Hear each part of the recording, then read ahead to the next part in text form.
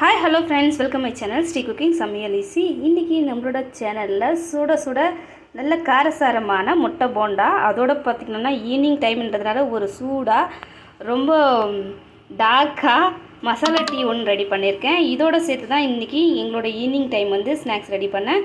So கண்டிப்பாக நான் முட்டை போண்டா எப்படி செஞ்சேன்றதை இந்த வீடியோக்குள்ளே போய் பார்த்து தெரிஞ்சுக்கோங்க. நான் இப்போ ஒரு கடி முட்டை போண்டாவும் ஒரு குடி டீயும் குடிக்க போகிறேன்.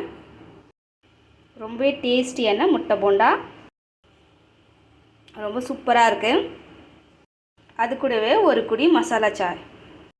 ஸோ ரெண்டு காம்பினேஷனுமே ரொம்பவே சூப்பராக இருக்குது. ஸோ நீங்களும் ஒரு ஈவினிங்கு குழந்தைங்களுக்கு வீட்டில் இருக்கிறவங்களுக்கு இது மாதிரி ட்ரை பண்ணி கொடுங்க, ரொம்பவே சூப்பராக இருக்கும். வாங்க வீடியோக்குள்ளே போயிட்டு இந்த சூப்பராக முட்டை போண்டா எப்படி செஞ்சுன்றதை பார்த்து தெரிஞ்சுக்கோங்க. இன்றைக்கி அப்படி சுட சுட சூப்பராக டேஸ்டியாக முட்டை போண்டா செய்கிறதுக்கு நான் 5 முட்டை வேக வச்சு ஆஃபாக கட் பண்ணி எடுத்திருக்கேன். அடுத்து 3/4 கப்பு போல் கடலை மாவு சேர்த்துக்கோங்க. அடுத்து 2 ஸ்பூன் போல் அரிசி மாவு சேர்த்துக்கோங்க. அடுத்து தேவையான அளவு உப்பு சேர்த்துக்கோங்க.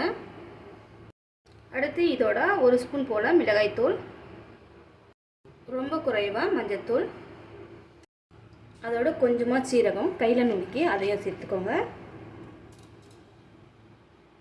இதோட கொஞ்சமாக பெப்பர் தூள், அதோட கொஞ்சமாக இஞ்சி பூண்டு பேஸ்ட், அதோட கொஞ்சமாக தனியாக பொடியாக கட் பண்ணி சேர்த்துக்கோங்க. ரொம்ப குறைவாக சமையல் சோடா சேர்த்துக்கிறேன். இப்போ இதை எல்லாத்தையும் நல்லா மிக்ஸ் பண்ணிக்கோங்க.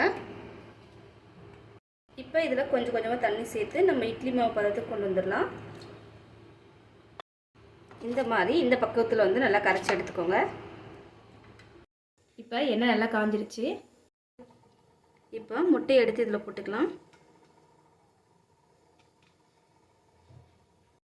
இது மேலே நம்ம ரெடி பண்ணி வச்சுருக்கிற பேட்டரை நல்லா மிக்ஸ் பண்ணிக்கோங்க. அடுத்து ஒரு ஸ்போக் வச்சு அப்படியே குத்தி எடுத்துக்கோங்க.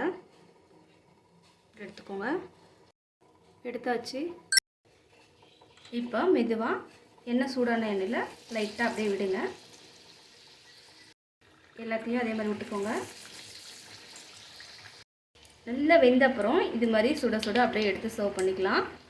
நான் எல்லாத்தையுமே அதே மாதிரி பொரிச்சு எடுக்கிறேன். அதே மாதிரி இப்போ சுட சுட டீயும் கொச்சிட்ருக்கு. நான் டீயோடு சேர்த்து தான் முட்டை போண்டா சாப்பிட போகிறேன். டீ நல்லா கொதிக்கட்டும். ரொம்பவே சூப்பராக டீயும் ரொம்பவே டேஸ்டியான கிரிப்ஸியான காரசாரமான முட்டை போண்டாவும் ரெடி ஆகிடுச்சு. ரொம்ப சிம்பிளாகவும் ஈஸியாகவும் இருந்தது.